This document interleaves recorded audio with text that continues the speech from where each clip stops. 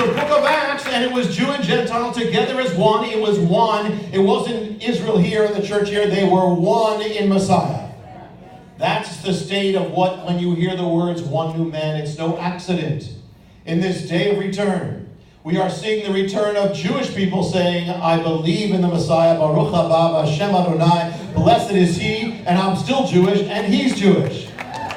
We are seeing the return of Jewish messengers of the gospel. But that's one side of it. The other side is what's happening in the church. It is no accident that among the true church of God, we are witnessing the return increasingly of the church coming back to Israel, coming back to its roots. It has never been that the church has loved Israel as it does to this day, except from the beginning, at the beginning of the age.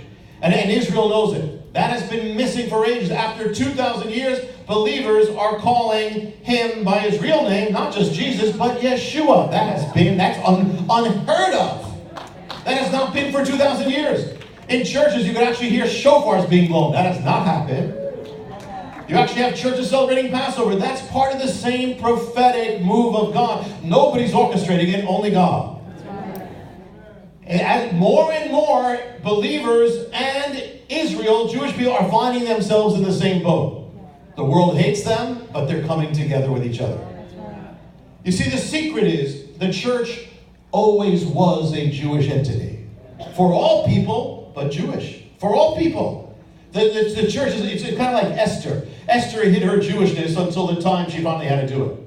And so the church is like Esther. It's actually Jewish, a Jewish bride. But now it comes out in the end of the age. Paul calls it the Commonwealth of Israel. He calls what you are part of the Commonwealth of Israel.